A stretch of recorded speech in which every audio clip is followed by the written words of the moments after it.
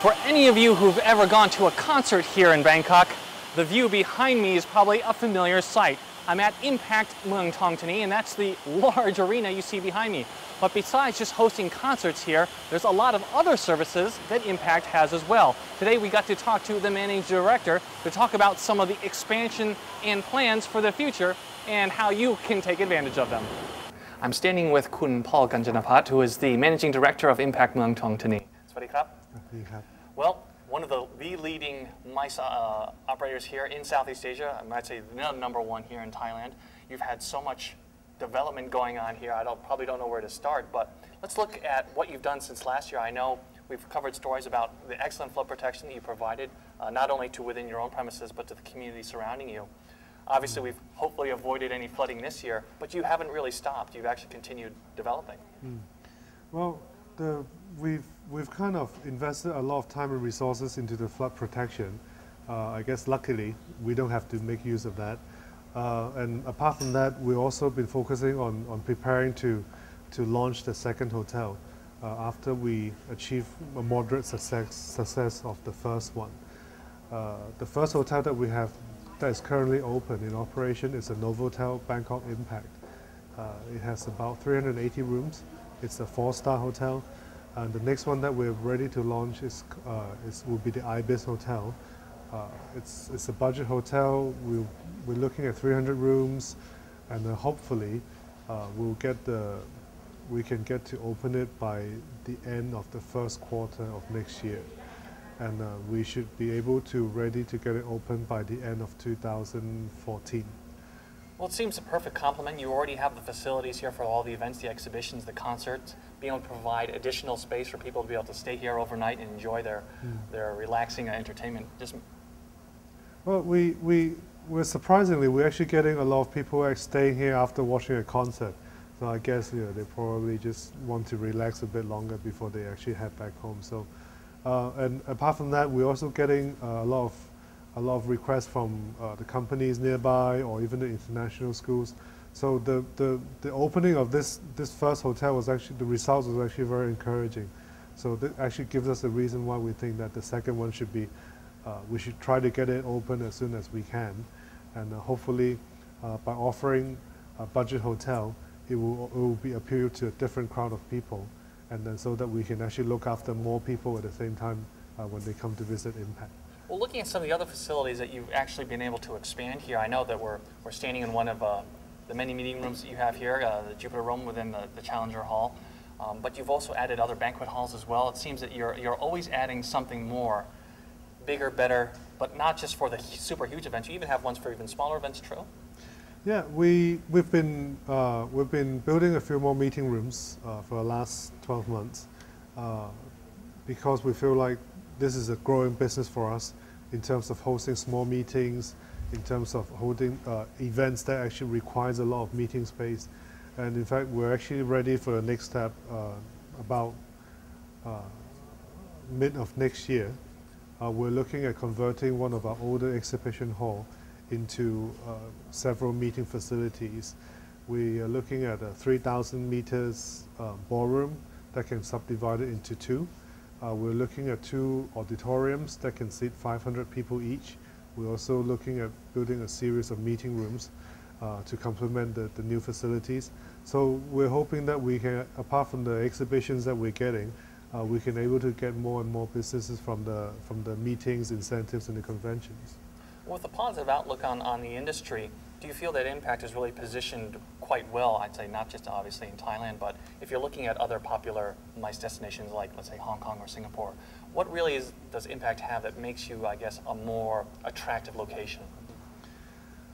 I think in terms of facility-wise, we're more or less the same. The difference is what others that this country can offer.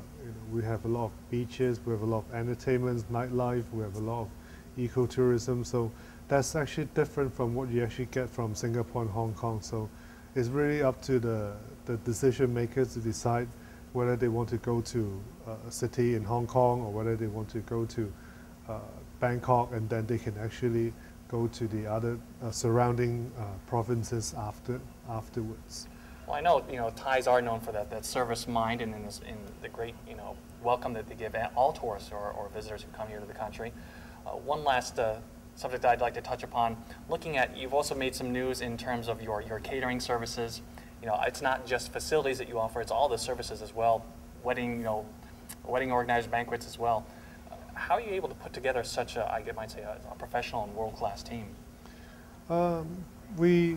Since early on, we know that part of the attraction in Thailand is about food and the services that came with the food.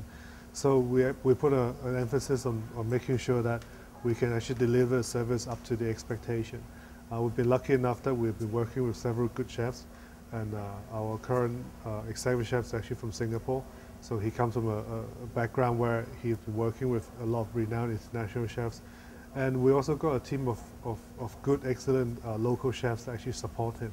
So it's really about finding the right people. It's really about giving them the right equipment.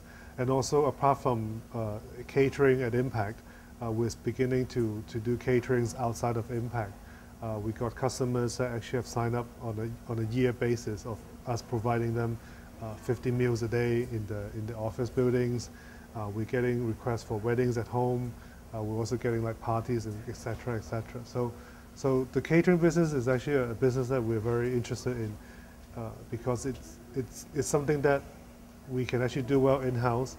And if people prefer to have a private dinner at home, they can give us a call and we can actually send our team there and actually deliver the meals with the quality at their place.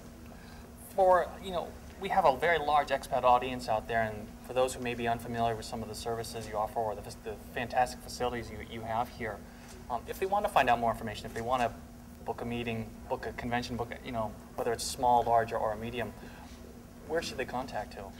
Well, I think going to our website is probably the easiest part because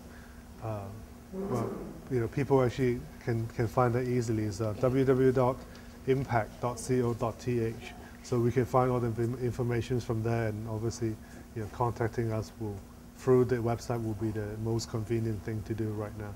Well, excellent. Well, it does seem that Impact is probably the apt word to say that you've made an impact on the industry, obviously, impact within the country here, and for the community. Well, thank you very much for joining us today. Thank you. Thank you very much.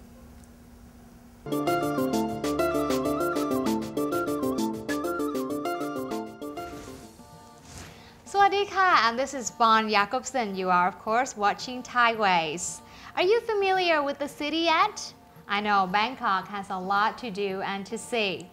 Although MRT and the BTS are two most convenient ways of traveling around Bangkok, there are also many other ways as well. This week, we'll show you how. The most obvious way is, of course, the bus. It is undoubtedly the cheapest way of traveling, but also the most frustrated, unreliable, and crowded way of traveling.